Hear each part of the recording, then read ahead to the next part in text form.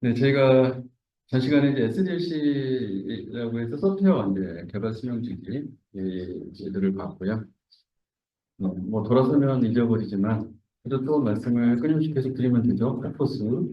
네, 퍼포스는 이제 생각나시죠? 네, 프로토타이핑. 네, 생각나시죠? 네. 그다음에 또 뭐가 있어요? 나선형. 네, 나선형. 네, 그다음에 반복 전쟁. 네, 이게 이제 특수한 케이스로 결함 자체를 예방하자. 이렇게 틀린 자, 이제 개발 방법론으로 넘어가볼게요. 네, 근데 개발 방법론 이렇게 하니까 네, 앞에서 뭐 이야기한 개발 생명 주기랑 뭐가 차이냐? 개발 생명 주기에다가 자가 발동, 절차, 산출물, 기법 등을 체계적으로 정리하는 거. SDLC는 이러이러한 단계를 거쳐야 돼에 대한 얘기를 했잖아요. 근데 그 각 단계별로 이거를 하기 위해서 필요한 건 추가적으로 더 있어요, 사실. 실무에 적용하기 위해서 필요한 것들을 추가적으로 더 상세하게 붙여놨다. 그래서 거기에 작업 활동, 절차, 산출물, 기법 이런 것들을 붙여놓은 게 방법론이다. 이렇게 이야기를 하고 있는 거죠. 그래서 방법론이 필요하다라는 것은 그냥 선언적으로 우리가 단계를 구분해서 이렇게 용어를 통일하고 그리고 이제 사용자나 발주자 또는 사업자나 개발자 의사소통이 원활해지는 것은 그거로도 이제 돼요. 근데 실무를 하려고 하면은 그거보다 더 많은 게 필요하다는 거죠. 그래서 실무에 대한 개발 경험을 축적하고 재활용하는 게 이제 중요해요.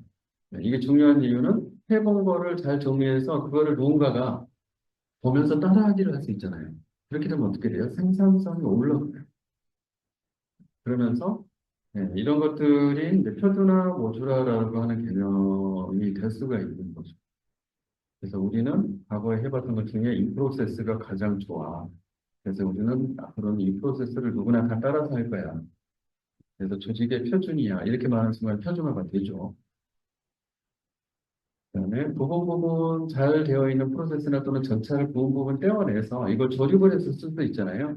그럼 그 부분 부분 자체는 하나의 모듈인 거죠. 그래서 마치 부품을 조립해서 거대한 작업을 완성시키는 것처럼 하면은 그 단위단위 부품은 완벽하게 검증이 된 것들이죠. 그렇기 때문에 쉽게 응용을 하고 확장을 하고 이런 게 이제 모듈화를 시키면 편해지죠. 그러면서도 결함이나 이런 것들이 없어요. 상대적으로.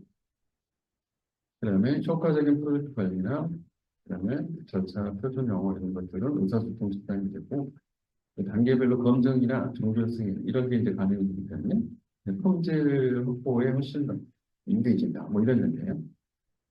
그래서 방법론이 있느냐 없느냐는 그 해당 조직의 품질 수준, 그다음에 능력 수준하고 많이 직결되어 있어요. 그래서 저희가 공공 쪽에서는 이제 전자정보 기준으로 정보 사업을 많이 하는데 그때 제안 요청서를 내고 그리고 이제 사업자들이 제안서를 쓰고 그리고 제안 설명회를 이제 하잖아요. 그러면 제안 설명회 와서 발표를 합니다. 그리고 평가위원들이 앉아가지고 이제 평가를 해요. 그런데 그때 예, 이 방법론을 가지고 있느냐 없느냐가 굉장히 차이가 많아요. 이제 방법론이 있어서 방법론을 제시를 하는 업체의 경우에는 방법론이 있다는 것만으로도 이미 그 분야의 사업 경험이 많다는 걸 지금 증명을 하는 거죠. 근데 사업 경험뿐만 아니라 그거를 누군가가 조직에서 전담을 해서 이것들을 전부 끌어모아서 이 중에서 잘 된 것들을 추출하는 작업, 그리고 그것들을 정렬하는 작업, 그리고 이런 것들을 하나의 프로세스에 엮어서 흘러가게 만들고 흘러가는 연계 포인트에 문제가 없도록 전부 그거를 또 조정하는 작업. 이런 조직을 갖고 있어야만 이게 가능하죠. 그리고 이렇게 했다는 이야기는 이거를 다시 조직 구성원들에게 교육훈련 과정을 만들어서 다시 모아놓고 집단으로 역량 강화하는 교육훈련을 시켰다는 얘기예요. 자, 이렇게 정예화된 마치 군사로 치면 정예화된 군대를 가지고 있는 조직과 그렇지 않은 조직과 두 개를 평가하면 당연히 방법론을 가진 조직이 우세하죠. 네, 이런 관점에서 사업자 조직들은 방법론을 이제 확보하고 그거를 실제 실무에서도 적용하고 그리고 이거를 나중에 자기네 제안서에서 역량으로 제시하고 이렇게 해서 수주에 도움이 되고 자, 이런 쪽으로 많이 활용을 하고 있어요. 그래서 굉장히 사업의 핵심 역량으로 중요한 부분이 이런 방법론. 근데 이러한 방법론도 사업자들이 그거를 가져다가 그렇게 쓰기 전에 이미 오버홀하게 당연히 산업계에 있는 사례들을 조사해서 지금 사실은 과거에 이런 소프트웨어 개발과 관련된 기반을 제공한 기업은 있어요. 그냥 IBM이에요. 대부분 그래서 소프트웨어 공학자들이 IBM에서 일했던 사람들이고요. 그들이 또 학교에 가서 교수를 하고 그랬어요. 그래서 이제 그들이 그러한 산업의 잘된 사례들을 가지고 앞에 SDLC가 발전한 것처럼 거기에 맞춰서 방법론도 그런 식으로 정리를 해서 그런 것들을 전부 다 시장에서 쓰고 있었어요. 그런 것들을 여기서 오늘 이야기를 하는 거예요. 소프트웨어 개발 방법론의 구성 요소, 아까 소프트웨어 공학 구성 요소 해가지고 뭐 패러다임, 뭐 프로세스, 뭐 도구, 뭐 절차 이런 게 했잖아요. 그런 것처럼 개발 방법론에도 구성 요소를 굳이 이야기하자면 작업 절차, 작업 방법, 산출물, 그다음에 관리 기법, 도구 뭐 이런 게 있어요라고 이제 이렇게 이야기를 합니다. 근데 아까 공학처럼 그런 구성 요소처럼 방법론의 구성 요소를 잘 모르고는 않아요. 그래서 이거는 좀 더 살을 붙인 거구나 이렇게 생각하시면 될 것 같고요. 그래서 소프트웨어 개발 방법론을 굳이 비교를 해보면 연대별로 그래서 60, 70, 80, 90, 2000 뭐 이렇게 나눠놨는데 여기서 초기에는 구조적 방법론, 80년대부터 정보공학 방법, 90년대 들어서 기체 제한, 2000년대 CBD, 그리고 그 위에 소아나 MCD, 에자일 뭐 이런 것들이 나왔다. 그래서 시대 흐름에 따라서 이것도 계속 발전을 해왔고 이 부분은 어느 정도 SDLC 앞에서 배운 그것이 발전하는 것들과 이렇게 배가 같아요. 그래서 매핑에서 쓸 수 있는 그런 부분들로 보시면 될 것 같아요. 자, 먼저 그래서 이제 구조적 기법부터 볼게요. 구조적 방법론 이거는 전체 시스템을 기능에 따라 분할하여 개발하고 이를 통합한다. 그래서 분할과 정복 접근 방식이다. 이게 디바이드 앤드 컨커라고 제가 초기에 이제 말씀드린 그거와 같은 거예요. 그래서 전체 시스템을 분할한다. 기능에 따라 분할한다. 그래서 기능 중심이라고 이제 이야기를 합니다. 그리고 순차 선택 반복이라고 하는 것으로 로직을 처리한다. 그러면 자동화에 대한 이야기를 이렇게 하고 있는 거죠. 그리고 분석 절차를 정형화시키고 이거에 따라서 용산 파악하고 그다음에 도형을 이용해서 산출, 문서화를 만들고 이런 거예요. 그리고 추상화, 모듈화, 구조화, 단계적 상세화 이런 공학의 이제 원리들을 여기다 적용을 한 거예요. 뭐 추상화라고 하는 게 되게 이 인간이 할 수 있는 능력이잖아요. 사물에 있는 그대로를 가져다가 시스템에다가 담을 수도 없고요. 담아서도 안 돼요. 우리는 결과값이 중요한 거고요. 결과값을 내는데 이 공간 안에 있는 모든 사물이 작용하는 건 아닙니다. 그래서 현실 세계에 우리가 여기서 이 강의장이라고 하는 거를 시스템화한다고 생각했어요. 이 강의장에는 지금 누구누구 필요해요? 강의장. 그다음에 학습받는 수강생. 그리고 무엇인가를 가르쳐야 됩니까? 가르치려고 하는 컨텐츠. 지금 이제 교재가 되겠죠. 이게 핵심 요소예요. 그러니까 요것만 말하면 대충, 이 이야기를 듣고, 이제 초등학생한테 이게 무슨 의미하니? 라고 물어보면, 바로 학교 또는 뭐, 학원, 이렇게 나올 거예요. 그죠? 네. 강의장, 뭐, 다 비슷한 개념이에요. 이게 바로 추상화의 이 힘이에요. 그런 것처럼, 네, 결국에는 이 강의장에서 우리가 강의를 한다는 것은, 무언가 컨텐츠를 강의자가 학생에게, 수강생에게 전달하는 과정. 맞죠? 그래서 여기에 해당되는 것들만 뽑아서 올리면은 이게 추상화다라고 얘기를 하는 거죠. 근데 그거 말고도 되게 많아요, 미안해. 저 뒤에 바구니도 있네요. 저 바구니는 뭘까요? 저 바구니는 강의장의 핵심 사항, 그러니까 우리가 추상화를 한다. 모델 모형을 만들 때 강의에 관련된 저희가 핵심 사항일까요? 저 뒤에 박스 있어요. 아니죠. 저거 없으면 강의가 안 되나요? 근데 어느 강의자도 가고 강의장에 뭔가 저런 건 있어요. 네, 이런 것처럼 추상화라고 하는 것은 인간이 실제 결과와 관련돼서 목표를 달성할 수 있는 핵심적인 관련 사항, 요거를 뽑아내는 지금 능력이에요. 만약에 이게 없다면 시스템화 하는데 굉장히 어렵겠죠. 시스템에는 그거 필요한 것만 있으면 돼요.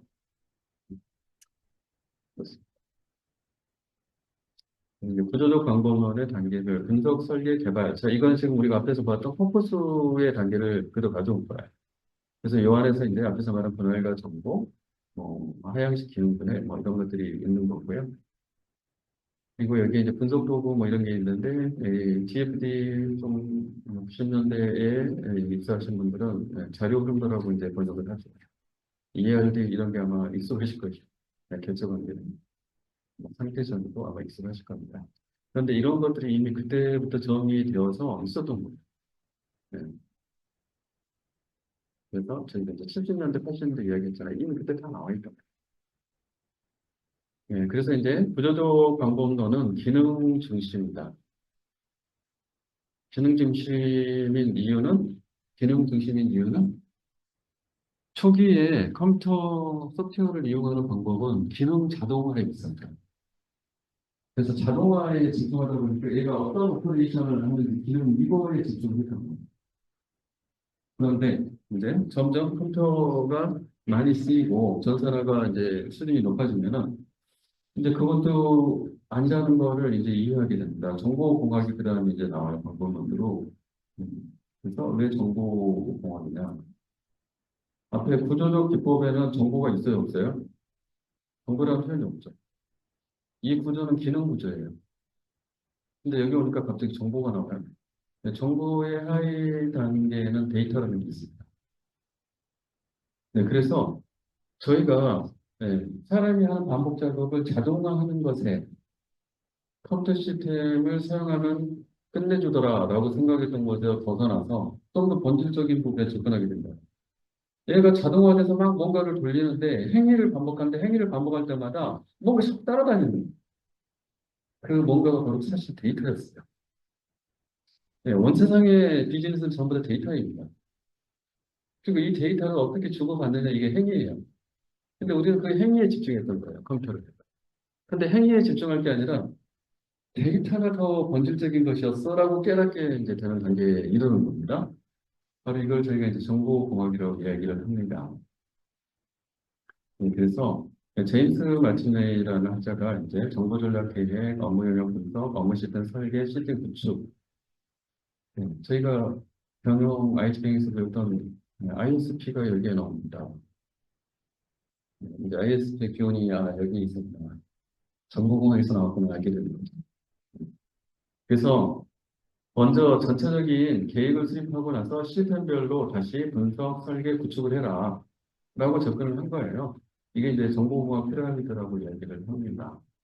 그래서 여기에서는 데이터 중심의 분석과 설계, 이게 필요한데라고 이야기를 해요.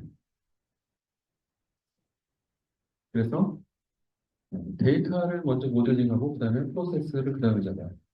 그리고 나서 프로세스를 잡으면서 데이터 모델링을 했던 부분이 약간 전체적인 차원에서 최적화가 필요하다. 그러면 그거를 또 약간 조정을 해요. 그리고 다시 또 프로세스 모델링을 합니다. 이런 식으로 계속 왔다 갔다 반복해서 모델링을 하는 방식을 이제 이때는 쓰게 되는 거예요. 그래서 이제 뛰어난 점은 어쨌든 기업의 모든 비즈니스 활동을 이제는 앞으로는 정보화해야 돼라고 생각한 게 굉장히 큰 차이점이죠. 그게 기업의 경쟁력, 조직의 경쟁력과 직결된다는 걸 이해를 했다는 거예요. 근데 요즘은 모두가 이걸 알죠? 근데 그 당시에는 그렇게 생각을 할 수가 없었어요. 시스템이 많이 쓰이지 않았기 때문에. 그런데 이제는 그게 필요하네라고 제임스 마틴이 이제 정보공학 피라미드로 이제 구조화를 시켜놓은 거예요. 그래서 전체 시스템을 주먹구구로 하지 말고 기업의 비즈니스 전체를 펼쳐놓고 이거를 어떠한 식으로 그리고 어디서부터 정보화를 해 나가는 게 가장 전략적으로 경쟁사 대비 내가 우위를 점할 수 있는 그런 방법인지를 컨설팅을 통해서 먼저 정의를 해라. 그리고 나서 그에 따라서 시스템화를 해나가라. 그런데 여기서 중요한 거는 기능을 자동화하는 게 아니라 정보를 중심으로 비즈니스를 어떻게 경쟁력 있게 만드냐. 이게 더 중요한 거다. 그래서 너네 비즈니스의 핵심 데이터가 무엇인지 그거를 먼저 빨리 이해를 해라. 이렇게 이야기를 한 거예요. 네, 그래서 이제 추진 단계는 앞에서 이 피라미드에 맞춰서 그대로 정보들 어떻게 업무인력 분석, 실전 설계, 구축 이런 단계를 봤습니다. 산출물들이 꽤 이제 많이 또 정리가 돼요. 이런 구조적 기법을 수업도 많이 이제 가져오고요. 이제 최대 취약점 뭐 이렇게 되는데, 이 구조적 분석 설계 SDC를 그대로 가져가고 있다. 이전 단계 완성을 토대로 다음 단계를 진행한다. 근데 그때 당시는 아마 SDLC가 기본적으로 포커스였기 때문에 이런 한계가 있을 수밖에 없었어요. 그런 복잡한 논리 체계와 산출물이 없는데, 사실 정보공학이 해보면은, 그래서 많은 고려사항을 이렇게 갖고 해야 되기 때문에, 굉장히 할 일이 많아요. 근데 이거를 조직이 따라서 할 수 있을까? 모든 조직이 과연 ISP를 해야 할까? ISP 우리 필요 없고 그냥 시스템 하나 붙여보려고 하는데 이 필요 없잖아요. 근데 시스템 한 두세 개 만들 거야. 필요 없잖아요. 이러다 보니까 이거는 지나치게 복잡하고 산출물이 많아. 이런 이제 비난을 받아요. 그다음에 이때 케이스 툴이라는 게 나옵니다. 컴퓨터 에이디드 시스템 엔지니어링 또는 소프트웨어 엔지니어링. 이게 이제 케이스라고 합니다. 그래서 케이스 도구를 써가지고 분석 설계 그다음에 그 내용을 바탕으로 소스 코드 제너레이션. 그러니까 소스 코드를 개발자가 코딩이 아니라 자동 제너레이션. 이라는 컨셉을 이때부터 이미 이야기를 했어요. 대단하죠. 그리고 케이스 툴이 나오기 시작했습니다. 초기 버전들이죠.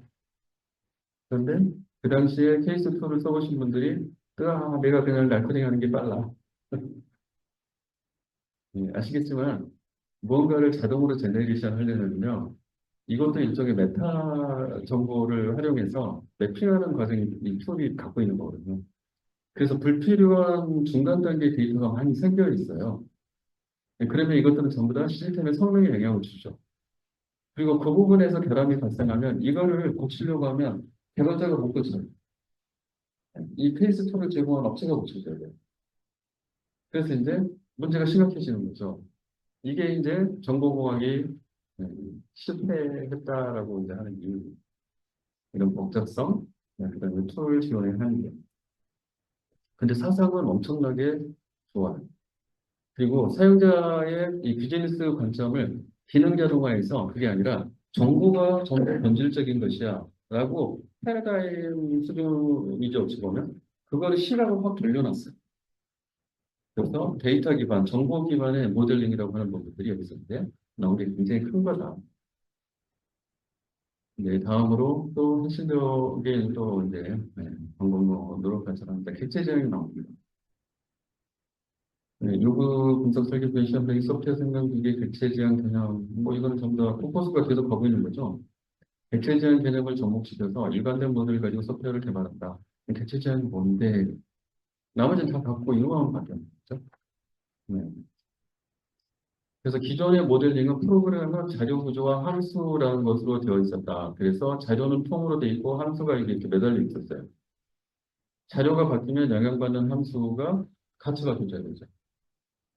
그다음에 함수를 들어서 다른 데서 쓰려고 하면 자료 구조에 묶여 있으니까 자료도 통으로 카피해 가야 되죠. 자, 이렇게 되면 재활용이 굉장히 어렵게 되죠. 그런데 객체 지향 모델링은 갑자기 자, 함수하고 함수에 연관된 자료하고 이렇게 잘라냈어요. 잘라냈어요. 잘라냈어요. 잘라냈어요. 이 각자가 서로 통신을 합니다. 이렇게 메시지 통신을 주고받습니다. 자, 이런 방식으로 프로그래밍의 패러다임을 이렇게 옮겼어요. 자, 그러면 자료를 얘가 쓴 거는 얘가 들고 다니니까 이 자료를 고쳐도 얘가 영향 받아요, 안 받아요? 안 받죠. 그다음에 이 함수를 드러내요. 그러면 자료를 요만큼만 들고 와서 다른 데다가 붙이면 되죠. 그러니까 모듈화가 이 자체가 이미 되어 있죠. 그러면 재사용성이 높아지죠. 그리고 이것은 검증된 얘기죠. 딴 데서 써서 어디가 없는 애. 그러면 다른 데 갖다 써도 결합을 일으킬 가능성이 되게 낮아요. 이거를 이제 객체라는 것으로 우리가 이제 정리를 합니다. 그래서 각각의 객체가 예, 스스로 동작하고 그리고 필요한 메시지를 객체 간에 주고받아서 전체적인 시스템의 기능을 만들어내고 정보를 활용하게 하는 거예요. 자, 그래서 소프트웨어 위기와 낮은 생산성의 극복, 여기서 이런 얘기가 나오죠. 자, 이렇게 했더니 재활용이 어려워. 그래서 비슷한 시스템을 만든 후에 니네는 처음부터 다시 맨날 시작하자고 하고 똑같은 기간이 걸리니 다른 데서 유사한 A 프로젝트를 했어요. 그러면 다른 공개사에서 A 프로젝트 유사한 거 띄웠어. 여기서 10개월 걸렸으면 여기 와서 하면은 해봤으니까 그리고 썼던 거 가져와서 여기서 다시 쓸 수 있잖아요. 그러면 10개월이 아니라 8개월이 걸리든 아니면 5개월이 걸리든 기간 단축이 돼야 되죠. 근데 여전히 10개월이에요. 왜 그런 거예요? 얘네는 맨날 처음부터 다시 시작했다. 재사용이 안 되네요. 우리는 공장에서 찍어내는데 얘네는 왜 못 찍어내지? 우리는 공장에서 부품 조립하는데 얘네는 조립도 안 하네. 그래서 엄청나게 소프트웨어는 후진적인 방식으로 일하네. 이런 식이죠. 그래서 이제 이런 부분들을 객체 지향이라고 하는 새로운 패러다임으로 대응을 하려고 하는 거예요. 그래서 재사용성과 유지보수성을 높이는 거예요. 그러니까 이렇게 해서 A에서 결함이 생겼다 그러면 N만 만지면 되잖아요. 유지보수를 얘만 하면 돼요. 지금 N은 여기서 문제가 생겼어요. 근데 얘가 요 자료가 통으로 되어 있는 데서 이렇게 하고 있어요. 문제를 식별하고 해결하기가 되게 어려워지겠죠. 얘는 유지보수 비용이 많이 든다. 그래서 재사용성과 유지보수성을 높이는 방법이다. 모형의 적합성. 현실 세계 및 인간의 사고방식과 유사하다. 그러니까 저희도 하나의 객체예요. 그리고 여기도 객체 있어요. 이 전체를 부르는 이름은 이것도 객체의 일반화된 이름이죠. 사람이에요. 맞죠? 그 다음에 사람이 실제로 구현돼서 이렇게 동작하는 저는 배 모시기고요. 맞죠? 네. 뭐, 김 모시기, 흙 모시기 뭐 이렇게 될 거예요. 네. 이게 이제 객체예요. 그죠? 네, 사람은 얘를 추상한 틀이에요. 자, 이런 방식으로 바꾸는 거예요. 그러면 틀만 있으면은 얘를 계속 찍어낼 수 있겠네요. 맞죠? 자, 직원 틀만 있으면 직원이 100명이든 1000명이든 찍어낼 수 있어요. 이런 거는 같은 거예요. 자, 그래서 이런 방식으로 프로그래밍 방식을 바꾸자는 게 객체 제안입니다. 그래서 객체는 독립적으로 정의될 수 있고 발휘될 수 있는 소프트웨어 단위다. 자신만의 정보와 그 정보를 처리하는 기능을 포함한다. 그래서 우리가 이제 이 데이터를 속성이라고 이야기를 하고, 그래 메소드라고 하는 것이 행위예요. 그게 기능인 거죠. 이렇게 해서 그다음에 이것들을 실제 설계를 할 때는 클래스라고 하는 형태로 이제 설계를 해요. 그래서 클래스라고 하는 것은 이런 빵틀과 같은 것이다. 사람을 이제 예를 들면 얘가 빵틀이고 여기서 직원을 막 이렇게 실제 이름이죠. 직원 이름. 그렇게 해서 직원 정보를 생성해서 그 직원을 독립적으로 시스템에서 동작할 수 있는 이런 형태로 만들면 그러면 그거는 이제 직원 하나하나가 되는 거죠. 이거는 마치 빵틀에서 찍어진 붕어뜬 빵과 같다. 이런 방식으로 프로그래밍 패러다임 바꾸자. 이렇게 이야기를 하는 거죠. 네, 그래서 업무 요건을 정의하고 이제는 분석을 할 때 객체 제한 분석을 하자. 그래서 객체, 그다음에 얘가 움직이는 동적, 그다음에 활동 기능 뭐 이런 거예요. 그다음에 객체 제한 설계를 이거 분석한 내용 가지고 설계를 하자. 시스템 설계하고 객체 설계하고 구현하자. 테스트 패키지 또 평가 이렇게 해서 시스템을 만들자.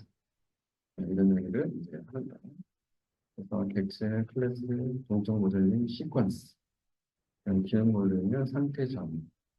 이런 게 있습니다. 그래서 이제 객체 지향 언어, C++, 자바 이런 것들이 이제 나오고요.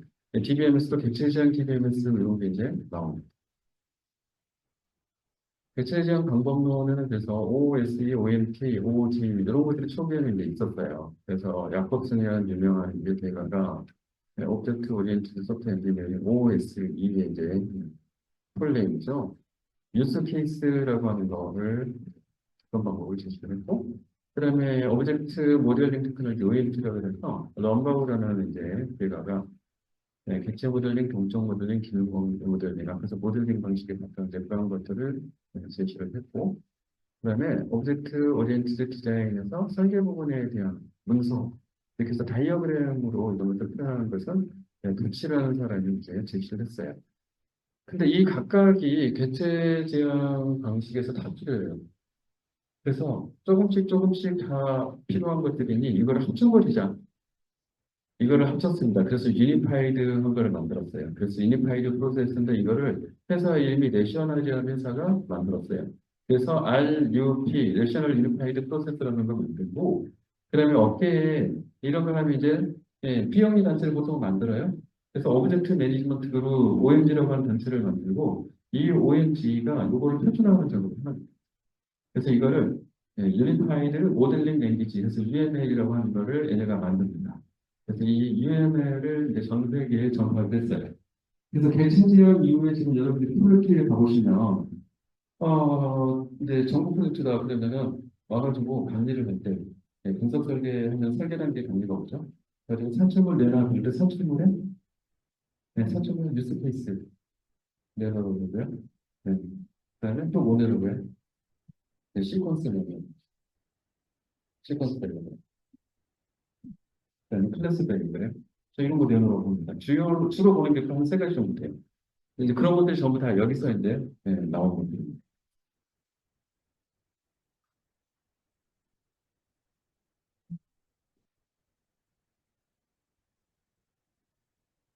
자, 이제 계속 또 넘어가 볼게요. 자, 이제 객체까지 딱 넘어오니까 이제 여기서 또 이 발전을 하는 거예요. 이제 컴포넌트 기반이라고 하는 것으로 넘어갑니다. 자, 우리가 이 객체를 보면서 야, 재사용이 가능한 객체 이런 생각이 들었죠. 네. 그런데 사실 여기에는 약간 제약은 있어요. 재사용은 가능한데요. 클래스에는 부모 클래스와 자식 클래스가 있어요. 이 자식 클래스는 부모 클래스의 속성을 이어받아요. 그래서 예, 이어받는다면 위에 게 없으면 아래 게 안 되네. 아 이것도 이제 제약이 생기는 거예요. 뭐 그런 건 있지만 전체적으로 보면 과거의 구조적 기법 또는 정보학 기법에 대해서는 확연하게 달라진 거예요.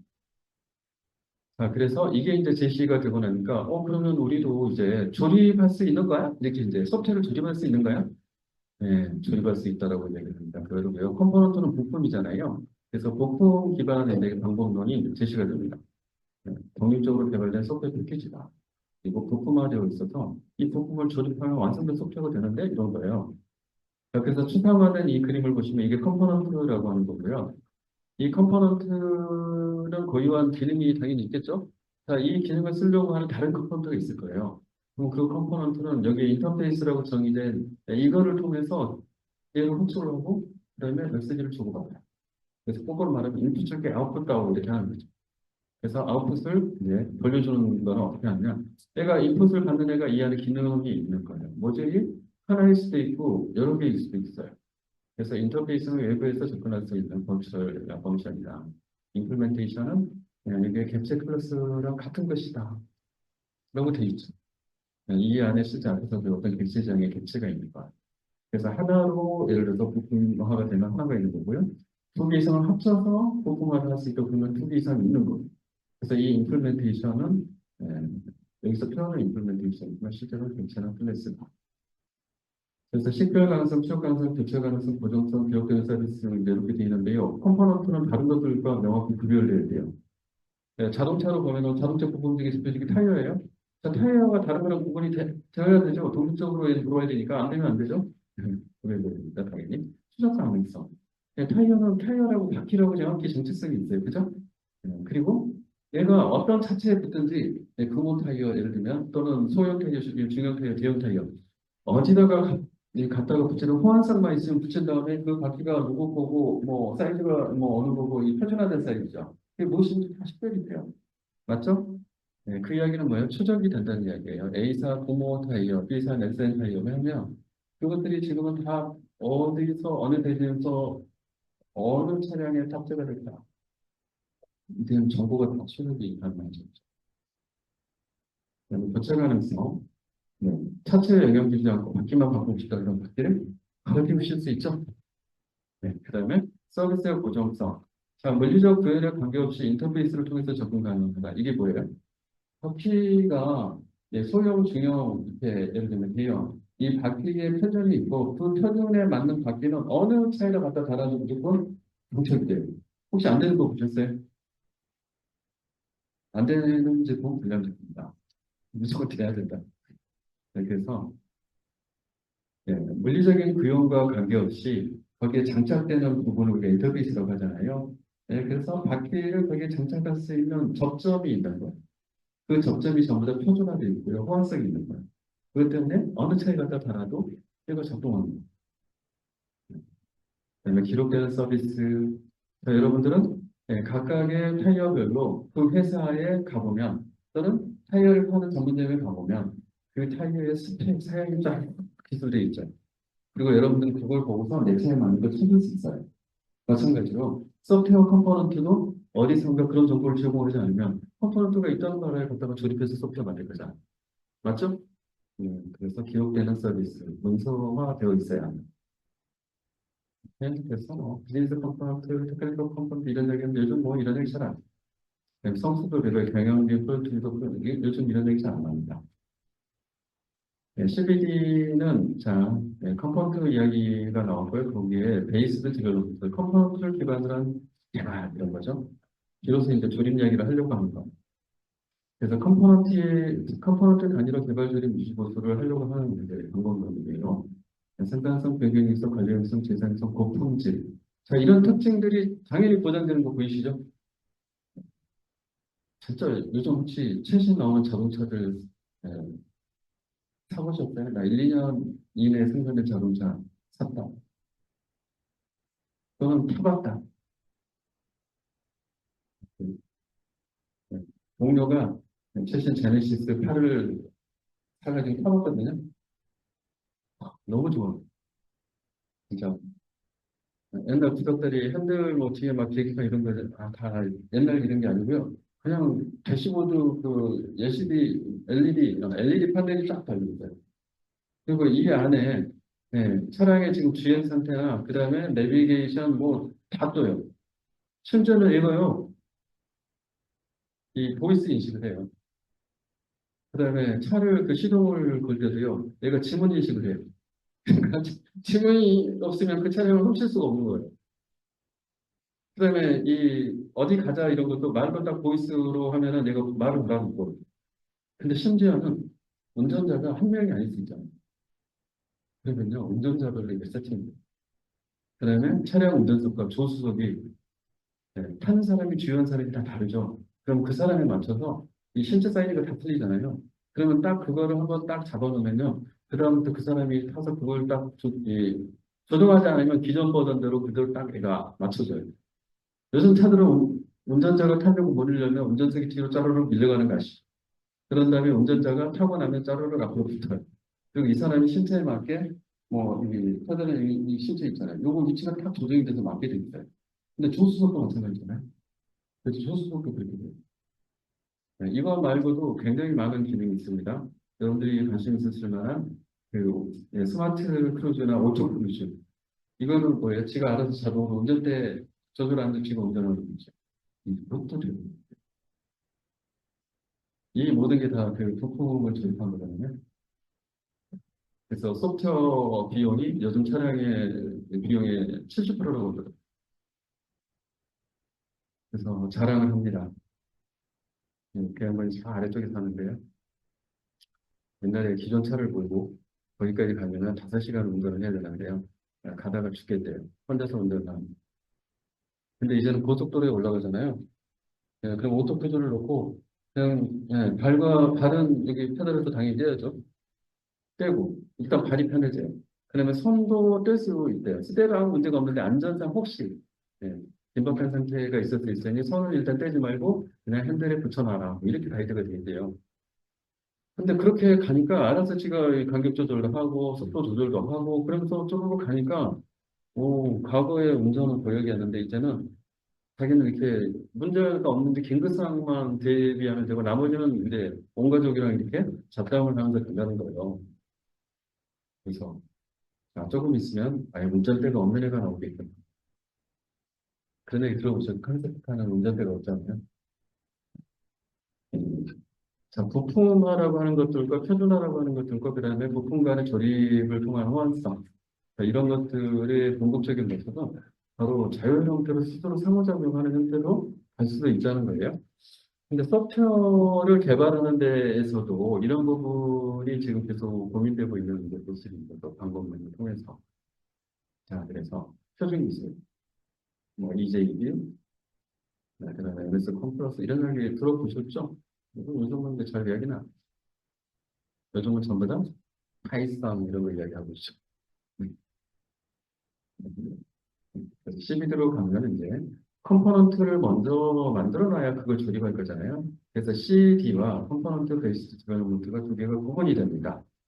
그래서 컴포넌트를 만든다는 이야기는 부품은 공통적으로 자주 쓰는 것들을 산업 도메인별로 추출해야 돼요. 그거를 추출해야만 범용적으로 쓰일 수 있으니까. 그래서 이 도메인은 바로 산업 영역을 이야기합니다. 그래서 산업 영역을 분석을 하고 거기에서 이제 CD를 만들기 위한 설계 그리고 컴포넌트를 어느 수준에서 만들어야 될지 이제 어떤 거를 만들어야 될지 추출을 하고 그리고 이것을 실제 구현하기 위한 설계 그리고 이제 구현하고 컴포넌트 인증을 받아서 어딘가에 저장소에 넣어야겠죠. 이 저장소에 놓고 여기에 컴포넌트가 1000개가 있어. 그러니 1000개를 가져다가 써라. 됐고 이렇게 하면 이제 결국에는 여기에 이 컴포넌트의 명세에 그다음에 목록이라고 하는 게 문서가 되어 있다는 얘기예요. 그래서 얘를 검색할 수 있을 때 갖다 쓸 거잖아. 그래서 이제 여기는 프로젝트입니다. 실무에서 이용사항 정의하고 영역을 도메인 분석하고 컴포넌트 기반으로 어떻게 조립할지 설계를 해요. 그다음에 조립 설계를 할 때 컴포넌트가 있는지 없는지 여기서 다 알아내야죠. 없는 거를 조립하겠다고 설계하면 안 될 거잖아요. 그래서 그렇게 설계를 한 다음에 이제 조립을 하고 운영 시스템을 최종 완성 뭐 이런 거예요. 컴포넌트가 없으면 어떻게 한다? 이거는 이제 프로젝트에서 개발하거나 아니면 이거를 관리하는 팀들이 전사에 있어요. 그러면 그 팀한테 혹시 다른 데 프로젝트의 그 사례 중에 이런 기능에 관련된 게 있으면 찾아줘. 그거를 찾아다가 기존에는 애가 범용적이지 않기 때문에 그 팀에서 안 만든 거지. 그래서 부분적으로 어디선가 있는 사례를 찾아다가 얘네한테 정렬해서 만들어주고 다시 리퍼지트에 담아놓겠죠. 이렇게 하거나 아니면 프로그램을 직접 만들어서 튕겨놓거나 이렇게 해결하고 있었죠. 그래서 두 가지로 구분해서 이제 CBD는 진행을 한다. 자, 요 CD 인프라가 없으면 그러면 CBD 방식으로 제한을 하면 돼요, 안 돼요? 안 됩니다. 왜냐하면 CD를 만드는 데만 해도 기간이 엄청나게 많이 걸려요. 그래서 이게 생각보다 어려운 일입니다. 근데 이제 국내에서도 나쁜 사례들이 있어요. 금융권이에요. 금융권에서 이제 CBD 방식으로 최신 기술을 적용한 제안가 이렇게 나오는데 그래서 제안을 어찌선가 CBD로 했어요. 근데 아는 자들은 아니 컴포넌트가 없는데 어떻게 해? 컴포넌트가 없는 상태에서 만약에 똑같은 프로젝트를 완료를 하려고 하면요. 기존 방식보다 5배의 기간과 노력이 필요해요. 근데 세일즈가 그런 거 알까요? 모르잖아요. 야, 최신 기술 이런 게 있대. 제안하자. 제안. 그리고 원래 조립하니까 기간이 짧아져야 되잖아. 그래서 고객사에서 말한 기간 대비 2개월 단축. 그래서 다른 데는 아는 데서는 그렇게 제안 못하니까 모르는 데서 제안을 그렇게 했나 봐요. 수주를 했겠죠, 당연히. 기간도 짧고 비용도 싸니까. 그래서 이제 들어가서 나중에 예, 눈물, 코피 뭐 다 났다는 얘기가 있습니다. 그리고 완료할 수 없는데 실패하면 안 되니까 그냥 완료하도록 하고 계속 있어. 그래가지고 끝없이 유튜버스를 해야지. 음, 음. 그래서 이런 거를 정확하게 어떻게 써야 되고 무엇이 선행 조건으로 있어야 되는지를 이해하지 못하고 영업적으로 접근하면 큰일 나요. 근데 생각보다 영업이 우선하기 때문에 영업적으로 접근했다가 남겨보는 사례들이 제 옆에 종종 있어요. 그래서 CBD는 함부로 제한하는 게 아니다. 다만 국방 영역은 좀 달라요. 국방은 국방 자체로 저런 컴포넌트 베이스를 만드는 사업을 냈고요. 컴포넌트를 국방에서 개발을 해놨어요. 그래서 국방 자체의 제안서를 보시면 우리나라 국방부 제안서 거기에는 아예 국방부의 밀리터리 관련된 국방부의 저 밀리터리 아키텍처가 있어요. CBD 관련. 그리고 저 CBD에 관련된 컴포넌트 라이브러리에 대한 것들이 다 정리가 돼 있어요. 그래서 반드시 요건이 그거예요. 들어와서 CBD 방식으로 할 때 국방의 표준 CBD 체계에 맞춰서 할 것이라고 됩니다. 그거 보기는 가능해요. 근데 이거를 전자정부에서 민간에서 전자정부에서 이거를 해보려고 과거에 저 공통 컴ponent 조절하고 요격을 줬어요. 그게 아마 2005년인가 뭐 2003년인가 언제 이걸 시도를 했는데 그게 지금 이거 컴포넌트를 번역으로 쓸 수 있는 수준으로 컴포넌트를 정의하는 게 대단히 어려운 문제예요.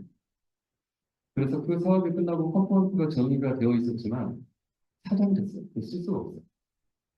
그 이야기는 CBD 관련된 아키텍처나 컴파운드 관련된 부분을 설계하는 것은 그 분야의 전문 아키텍트가 있어야 돼요. 근데 우리나라는 아키텍트를 기르는 대학교가 없어요. 그리고 개발자가 나와서 분석 전문가이기도 하고 있죠. 설계 전문가이기도 해요, 개발자가. 그 다음에 코더이기도 해요. 심지어는 테스터이기도 해요. 심지어는 통합 이행의 당사자이기도 해요. 사실 이 모든 게 다 전문성이 필요한 건데 이거를 개발자 우리나라한테 가야 돼요. 그래서 역시나 실패해서 돈만 날렸어요. 네, CBD 방법론 종류, 패턴 시스템 RUP 기억해 주시고요. 그 다음에 국내에는 마르미 쓰개라고 하는 게 있어요. 요거 두 가지는 기억을 해 주십시오. 그 다음에 객체 제왕하고 세가 뭔가 이렇게 돼 있는데 객체 제왕은 클래스 기반의 상속 중심, 그 다음에 재사용은 소스 레벨, 그 다음에 동일 언어 이상, 그 다음에 얘는 컴파일로 실행해야 돼요.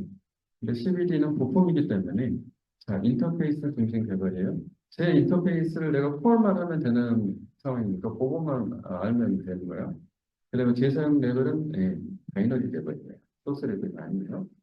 언어는 언어에 상관없이 조립. 왜냐하면 인터페이스만 포함하면 분류 나와야 되죠. 그래서 그다음에 조립 후 재실행하면 된다. 요즘 뭐 이런 것도 잘 안 물어봐요. 근데 이제 히스토리상으로 여러분들이 알고 있어야 돼서 이걸 이야기를 해주는 겁니다. 그래서 이런 얘기가 과거에 다 나왔어요. 재사용할 컴포넌트가 없다. 그다음에 컴포넌트 자체는 개발이 되게 어려운 것이다. 왜냐하면 재사용 단위가 얼마인지에 대한 모델링, 아키텍처가 필요한데 이거 단위를 결정하려면 이 기술자가 아닌 컨설턴트가 있어야 돼요. 그러면서도 IT 베이스가 좀 있어야 되는 거죠.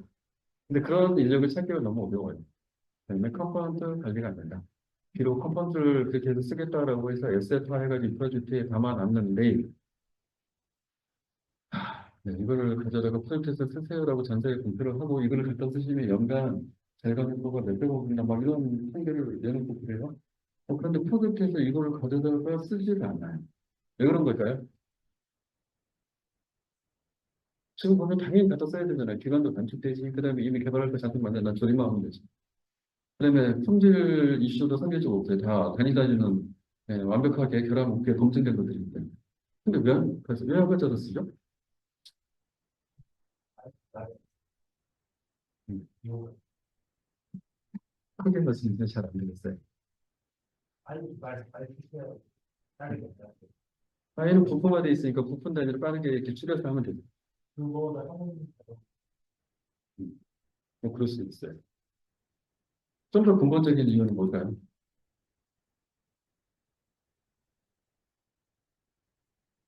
우리나라는 되게 네, 창의적인 사람들이 너무너무 많은 거 아시죠?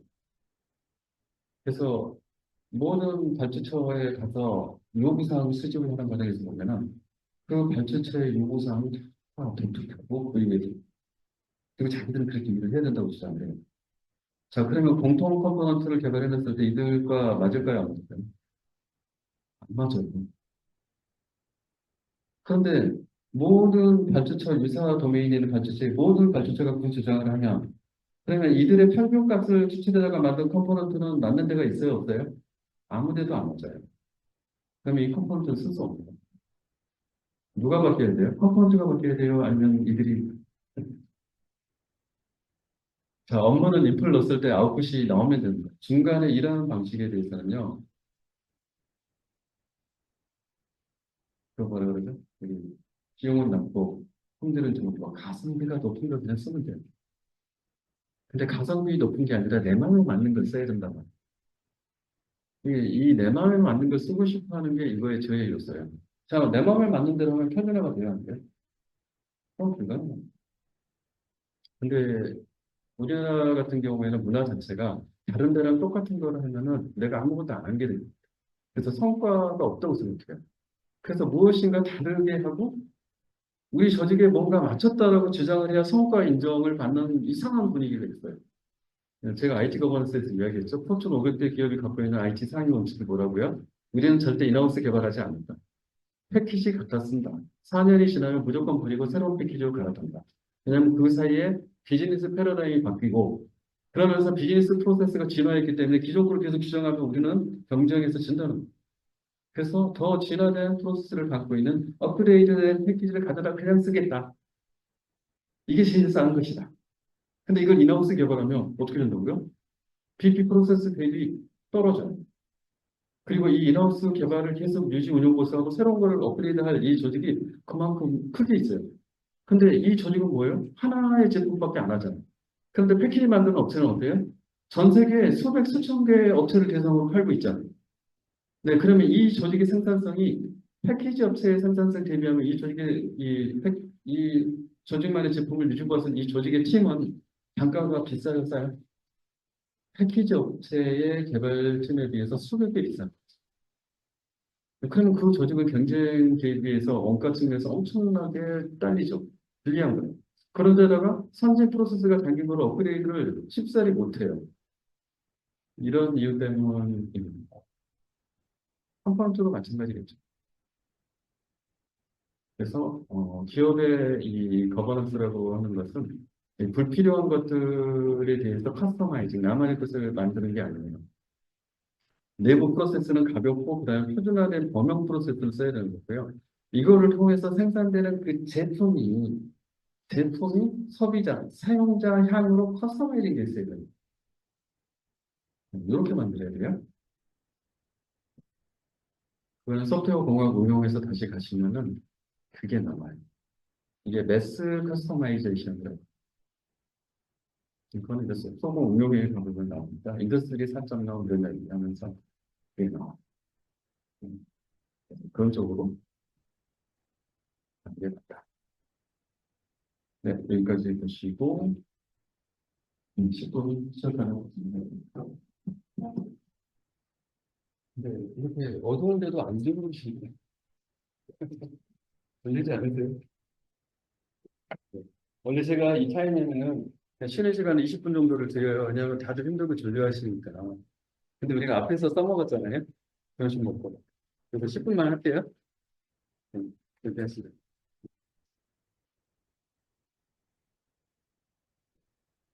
평가할까요?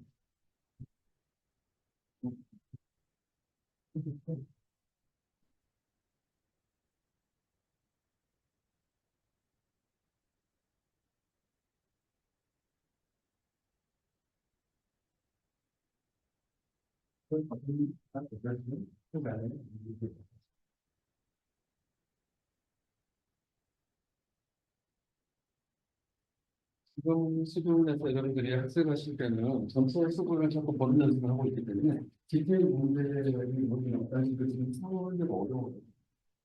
다만 특별보라고 하는 것은 이제 이런 문제를 통해서 문제에 이제 적응하는 연습을 하고 있거든요.